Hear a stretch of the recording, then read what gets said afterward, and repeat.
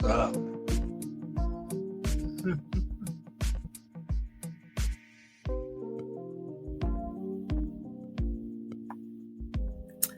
Hello, Resilience family. Welcome to another episode. Yes. It's Sunday, y'all. I hope y'all week was wonderful, and this start to this new week is going good. Welcome. Lord, we can have a wonderful conversation today, guys. We focusing on healing that past and dealing with some mental health. Y'all see that shirt? Everybody versus depression. Yes. So let's welcome my guest family. Chris, welcome. How are you today, sir? I'm blessed. I can't complain. I'm blessed. Man. Humble. I'm thankful to be here. Humble. I know that's right. So guys, we got Christopher Jones here, guys. He has started a movement here in Arizona, guys.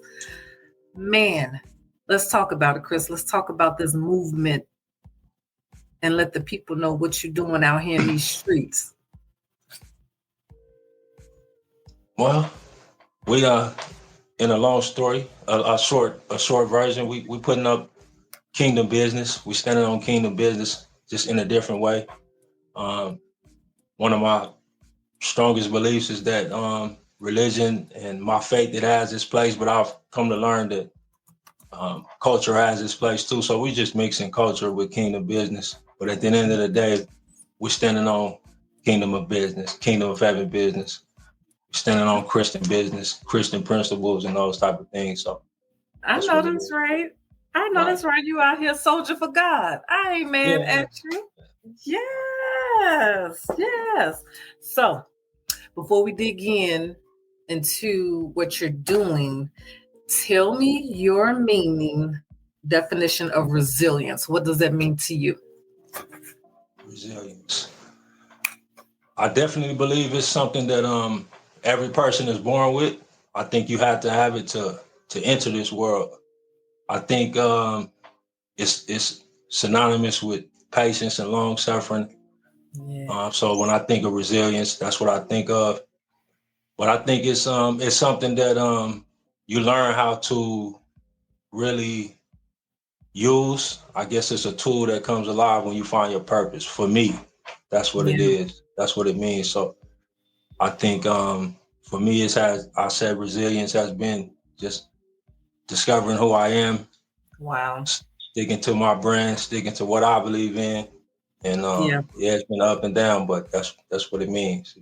Yeah, that's amazing. So let's talk about you a little bit. So give us a little bit of your backstory. Tell us how you got to today, to where we are talking today. Give us a little history. I think I'm typical. I think I'm a typical. I think I'm the typical young man, single mother raised, born in the 80s, 81. Okay. Street kid. I believe I'm a typical street kid. Jumped off the porch kind of early. Did all the typical stuff in the street that you can name. So I went to prison at 18. Did the whole gang thing, did the whole street culture. So that's how I know it. So I went to prison at 18, and I spent from 18 to 38, 20 years in prison. Wow. So just for the street life. So I call it typical because to me, it's like it's everyone's story around me. You feel me? In South Phoenix, that's kind of like the story. So went to prison, did 20 years, violent crime, which I'm guilty of. Went to prison. Typical prison story. I think I saw everything. I did everything that you can name in my early years. But thank God, I found him. You know what I mean? I had a call, and he had a purpose for me that was different. So, amen. And let me stop you right there real fast. I want you to stop saying typical because your story is your story. It may have some similarities to someone else that got locked up or whatever, but your story is your story. What has happened to you and have God tapped into you and developing you is you. True. That's True. yours. It's unique. True. You know? True. So don't say True. typical. Just say this is my True. story. True. Yeah. It's Yeah. true. Yeah. I say that because my backstory is kind of, you know, once he called me, once I got in trouble, I'll put it like that. Once I got in trouble, it's not typical. You know what I mean? Right. So once I got in trouble, like a lot of people, I went through a tremendous amount of suffering through that experience. And I think he just had a call on me. My family, they stayed committed to me through it. And start writing poetry in prison, start just trying to educate myself, learning about myself. And most importantly, I went back to my faith, the faith that my grandmother taught me. And still been good. And that's where I've been. That's where I've been. So try to think back when the light turned on for you. Can you remember that moment when it like clicked for you while you were locked up, wanting to make change, trying to better you, letting God do what God do? So for me, honestly, what happened was early in my case, I had my head. So you would never know now. My whole entire head is started like breaking out, like some type of. It was some type of ailment that they couldn't treat or couldn't describe. It started happening like early in my sentence, right? So, and I think it just progressed worse and worse out through my time. So that was, for me, that was the thing that humbled me in such a way. And I think without that, I think the whole situation was, you see how I describe it as typical? Yeah. So the whole situation probably would have been like, to me, who I am, my personality, I probably would have did prison and came home worse. But I think what happened was, with me, I suffered so much in prison. So, and I was kind of like just learning, start studying the word, wanting to be healed. And then once I around the age of 28, you can say about 10 years in, about at 28, I just kind of matured and start accepting the fact that my head would have to. And honestly, since then, it's kind of like been healing. So that's my testimony is, like, by the time I left prison, it was healed. So this was a condition that they said would never heal. You know, I have friends who've never saw me without some type of covering on my head. So it's a little bit, you feel me? It's a little bit different for me. It's a little bit different. Well, I find it interesting that your focus was on that, the appearance, than your surroundings. I think it kind of worked out for your good. That's just me, you know. Yeah. I think some people are. I just was built. I think I was built for that situation, and I had to go through a different level, a different type of suffering to be who I am. You know? Yeah. So that's why I believe, you know, I'm so blessed in such a way to have my freedom for the things I did. I'm so blessed in such a way to be healed, to where now that I'm home, I have no. I feel like I have no choice but to keep pushing. That's good. And you giving back. You giving back. Yeah, that's it. So with all of that being said, and what you did, you know, to get locked up, how did you come to forgiving you, or have you forgiven yourself? Yeah, I have.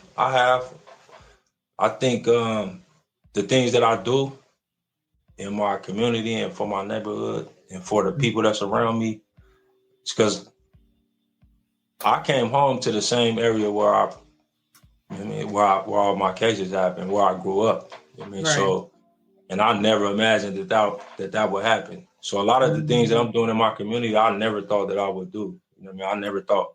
I didn't plan to come home and do these things. So it just so happened that the parole system is set up to where I had to come home. So I felt a tremendous amount of guilt and responsibility for the things that I had. Because I came home and I realized that people had watched me and I had a name, and I never knew that. Wow. I came home and realized that I had my little partners who was hanging around the park when I was a kid. They were in prison doing, some of them doing life. So, yeah. So Wow. I kind of live with that, but it's my personality though. I think without a cause, I'm just bored. You feel me? I'm just a boring dude. So it's all good. It works out. It is good. Yeah, it works out. Let's dig into the writing you started doing while incarcerated.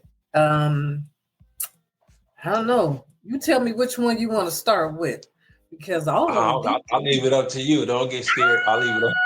I'll leave it up to you. Don't be scared. I'll leave it up to you. Gee. Okay. So let's start with it starts out, you can never feel my pain, only experience can describe the suffering that I live with. Let's start with that one. Okay. I believe that was written in like 2005, 2006. That was around the time when I felt like the suffering on my scalp was at its worst. I was coming home. I was coming down from like a very high custody yard to a minimum yard, a medium yard, high security still. So it was kind of like a very stressful situation. Yeah. And I think that those years, 2005, 6, 7, when I wrote that poem, those are the hardest years forever for me in prison. So, but I started writing in prison maybe a year or two before that. Okay. An older guy, he told me something happened to where he read something that I wrote, and he sent me what's called a kite, and he told me anytime I felt like some type of real strong emotion that I should write about it. Like he was an angel, he was sent from God for me. His name was Kenyatta. We call him Yaya. Oh wow. So like very prolific writer, well known, like real well known, and that's who mentored me in writing like that. So that's what he told me. So ever since then, that's what I did. You feel me? Right. Yeah. So that's just like me journaling. Look, I'm yeah. It gets deep. Nice. This is good. Okay. So where's Kenyatta? Is he still? He got out. So he like me. I think he did 20 years. He came home. He's doing great. I think he lives in Texas with his wife, family. Amen. He's a published author now. He has a book out. So, wow. Yeah, he got a book out. Wow. Look at man. Yeah. So I'm just loving how God is just doing what God do. You know? Yeah, for sure. Once you let go and let God, bam. I'm just, bam. He uses you. And that's I don't know why we gotta keep banging our head, Yeah. Until God be like, let me shake you. Look at here, I'm here for you. Anyway. Right. That's my rendition of what I believe happened when God did that to me. What are you doing, my child? I don't know, sir. No. His permissive will is different. I mean, we don't understand it. We don't always understand it for real. Yes. It works out. It works out. That is good. So I want to read just a little bit more of this because, man, so I'm skipping down a little bit. And you go, my truth is abandonment, and my faith is only sentimental compared to the weight of my affliction. How foolish I am to honor God in such pain. I have to shed the tears of a repentant child. Still, the pain remains. I don't want to keep going because we want people to go get this good stuff. Look, that's, man, like it's like you pouring your soul out. Yeah, that gets deep.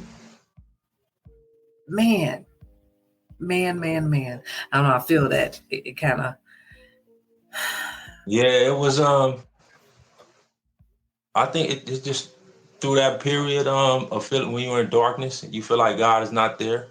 Yes, there you go. And I felt like I had felt enough guilt for what I had done to not have to go through the physical part. You know what I mean? Right. But in reality, it wasn't. You know, it was just part of the process. You know, God was thorough. I'm so glad He didn't heal me when I asked back then. Man, and even though it was, it was horrible. It was tough. Isn't that crazy? It's like God knows what's best. There's no other way to say it. You know, even though we want what we want right then and there, man, it's time. It should be happening, Lord. Like, come on. He like, right, sure. But He like, I got you. Yeah, even though, like you're saying, we thought we were alone. You know, right, for sure. Man, sure. So this speaking volumes to me because folks don't know. You know, I'm going through a shift right now. I'm going through some changes right now myself. And it's like it's always something. Yet I'm grateful, you know, because it's God putting me in front of the mirror and self-examining, you know, so I could reach where He wants me to go, you know, so I could keep living the purpose He has for me. Right. Yeah, just grateful. Yeah. Okay. Right. So you got one titled Faith. Faith. You got that? You gave me that? Were you not supposed to pass that on to me? Right. Okay. I know I shared a few with you. I'm joking with you. I'm about to say, wait a minute, hold up. No. Right. So yes, faith. I'm just gonna read a couple of bars. Just at the beginning. It says, I trust you, Lord, despite my fear that your will may not be mine. Still, I have faith in you, even if it be blind. Baby. Well, I should be snapping with the poetry. But Right.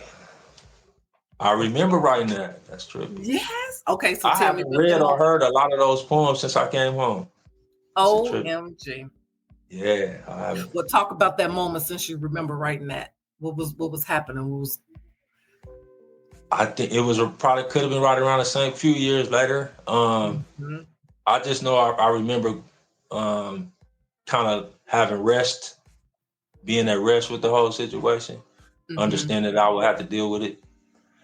And I think once I kind of settled down and just had faith, just having faith that it was going to turn out, I stopped really worrying about whether it was going to be healed or whether I was a lot of different things going on. So as you can imagine in prison, so I just had to, I believe that I kind of like start resting a little while after that first poem you wrote. I kind of started just resting in the situation and becoming more, just having understanding that it was going to be what it be. And I think at that point, I started really experiencing grace, what they call grace.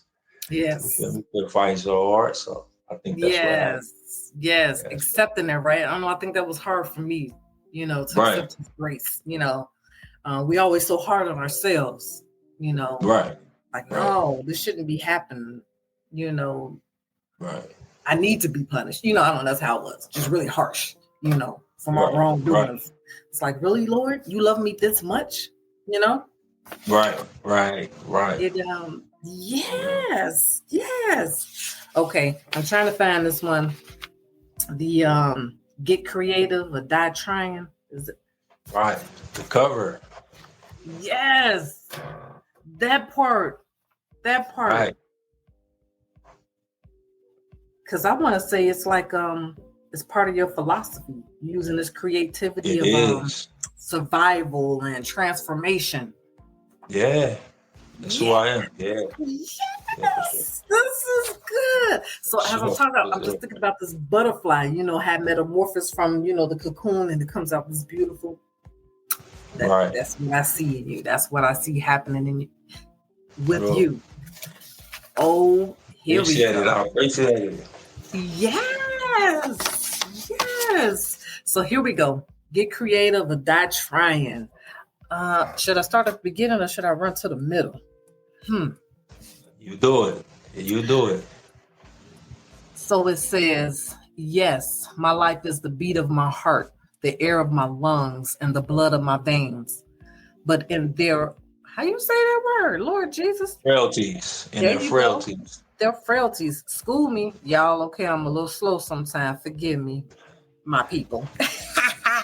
I will not depend, because then, with every skip of its beat, turn of the wind, or wound to my flesh would remind me of death, and I will not And I live live this this way. way. Amen. Baby, I don't know. Okay, just tell me what was flowing in you, what you was feeling when you wrote this. I wrote that, so that was in response to I watched when I found out Nipsey Hussle died, and I watched it in the I was in Okay. prison. I watched that on the news. I wrote that in response to that. I think it was like the day after that. And I had really just heard of him. One of my little partners in prison had me listening to him, and I just would listen to his music like every day. And then Yeah. I just like what he was about. Never heard of him. Not, you know what I mean? He's a youngster, so I never heard of him. Yeah. Then when that happened, and I saw it, you know what I mean? So what triggered me is I realized that that situation with him, Yeah. with the things that I wanted to do in my community and what I was hearing about, that could easily be me. You know what I mean? So, Wow. and I think that's what that poem is. I kind of like, it scared me, it triggered me in a way that's like, it taught me a lot of lessons. You know what I mean? I kind of, if I'm being honest, like the Broadway logo, it's the same. It's like Crenshaw, it's the same. I took a lot of, he inspired me in such a way that I have to say his name and give him credit. You know what I mean? Even in his Right. death, that's what really, so I believe that you have to live in a way that's fearless and, you know, you Wow. just can't be, scared to die or that type of thing when you're trying to live, when you're trying to Right. impact our community. Right. Unfortunately, it's, you know, our culture has that element if you get involved in it. You feel me? So Yeah. yeah, Yeah. that poem was but we back. I'm back at that poem. I'm back. I feel that it's back on that. Get creative. Let's do it. You feel me? Yeah. So let's Uh, talk about it. We talked about yeah, community. Let's talk yeah, about what you're doing do in it. your community. Yeah. So right now I'm pushing a movement. It's called Get Creative with Die Tryin. Um, it's basically I'm asking like all the artists, all any type of creativity, any type of creative person, any type of creative personality. I believe that if we come together and stand on like a kingdom principle, meaning agreeing not to harm each other, agreeing not to, that's how we'll impact the world. That's how we'll, you know, really, really push a line and really do what we have to do in our community. Because when we get together, it's a force. When we Yes. get together with food, with art, with music, with love, and just agreeing that, yeah, we're creators. We're not haters. We're not here to harm each other. We're not in survival mode. You know what I mean? We don't have to live like that. We can create our way out of these situations and really Wow. impact the world and the culture. So I'm pushing that. So tell me about the initiative you have started, this collaboration you have with other nonprofits, and what you guys are getting ready to do, what you are doing. Well, right now it's myself and you know Nene, it's Melissa Kalila Shea, Giving Hope Foundation. Uh, Yes. she a sister to me. I push that logo. I push her brand like I push mine. And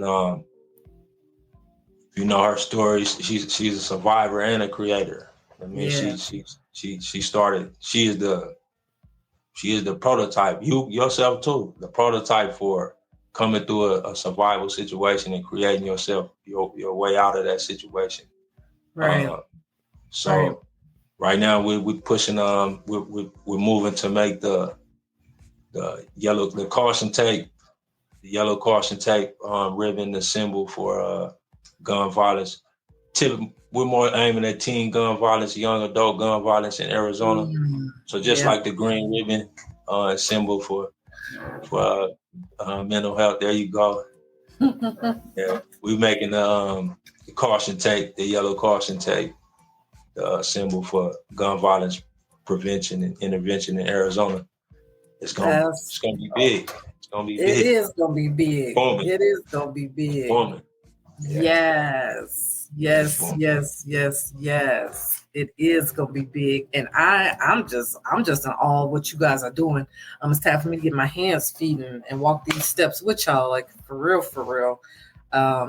Because I'm grateful for it. We need it out here. We need to bring more awareness to it and bring some love and some healing, right around this, to try to edge back, on this gun violence. It's heartbreaking. It is. It is heartbreaking. It's heartbreaking. Seriously, just heartbreaking. But you sparking that light in the midst of it with what you're doing. Tell people how they can get your merch. What can they get your merch at? I mostly advertise through Facebook. My Facebook name is Rich Off Packs. I actually have a Packs and Merch Apparel Company Facebook page. We kind of like word of mouth right now, but you'll see us on my YouTube channel. I'll start promoting. I'm Rich Off Packs, the last jewel robber. I'm fresh out, as far as I'm fresh into the being public with my products and stuff like that. So we really stepping out. It's been kind of home base. So now we getting ready. We're looking for collaborators and help us really get our merch and stuff out there so we can do the hard work. Yes, guys, I see this. Yeah. Talk about depression. I'm tell you. It's real. Sure. Like I said, somebody got to make them talk about it. I walk around with it and they don't talk about it. They don't talk. The community, they don't respond to me the way I like. So Right. No, I hear you. We all talking about it because that mental health thing is real. It's serious. Real, and that depression, it goes deep. Serious. It goes deep. Because if you can't heal the mind and discipline that mind, shift that mindset, serious. It's a domino effect, to the wrong stuff. Seriously. I've been there. I actually been there. Tried to take my life once, years back. But I want people to start loving themselves. And you're right, we do. We have to start talking about this thing more, because the depression connects to so many other things, You got bipolar disorder, you got manic depressed, it goes deep. And we want to protect that mind. We want to cultivate it.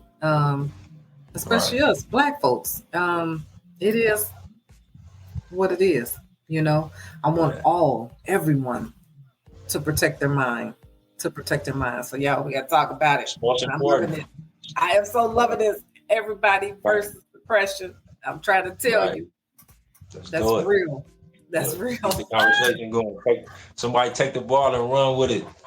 Yes. Take the ball and run with it. Yes. Do it. Have to come sit at the table. We're gonna have to do some brainstorming. Come sit at this table with y'all. For real. So you said you're on Facebook. They could find you on Facebook. You have the YouTube channel, The Last Jewel Robber, guys. You know what? Let me put this stuff up so people could see this. Because we want people to connect. We want people to connect with Chris, guys, because it's needed. It is so needed. And I'm glad you're right there in South Phoenix. You know what I'm saying? Right. I lived out there for a year, and actually, low key, to let you know, I loved it though. Actually, I loved it. It's the place to be now. Man, I was there. I stayed there. When did I stay there? I think 2017. I think that's when I lived in South Phoenix for a year. I think that's when it was, 2017. Yeah, it's the place I to don't be know. now. It was beautiful. It was beautiful. I stayed back there by South Mountain, by the mountain. It was just Yeah, beautiful. you up there. You really loving it. I You was really back loving it. there. Yeah, it's the place to Um, be. but it was beautiful. It was beautiful. Okay, I'm supposed to be putting this information up so people can find you. So tell me, as I'm putting this information up, about what you've been doing for the community. I know you had like a meetup or something, like a group. Like, talk about some of the initiatives, the events you've been doing to help your community out. So I think I guess the most notable thing I did, we started what's called a Broadway Community Day, some probably Broadway Hood Day. I came on. I just felt like there was a need for. Honestly, it was there was a need for me to introduce myself back to my neighborhood, the people who I knew and grew up with, Yeah, yeah. and so we just came up with a big picnic. We got some people together that agreed that we could do it and be safe. And I think what Mhm. made it unique was just the t-shirts, the uniformity, everybody wearing the same thing. So everybody looking the same, eating the same food. Yeah, We got like people a to come family cook. reunion. Look. Exactly. So, exactly. About 30 years in the making at that point for us in the neighborhood. So, Yes. yeah. And it just Yes. grew. It just grew. We grew Wow. in it's like 5 years. We 5 years. Wow. Yeah. And they told me not So to do it. Everybody told me don't do it. And what? yeah, they told me don't do it. Just because of Oh, the, I think, yeah, they told me don't do it because, so I was never projected. Like I said, my last 6 years in prison, I was a leader, but I was more into spirit, my faith base came on, walking straight line. yeah. Um, if you ask anybody who knows me, they would have said I would be doing the same things I'm doing, like for my community, but for a particular church or a particular ministry. So I came home and went straight to church, went straight to um, like trying to pastor youths, I guess.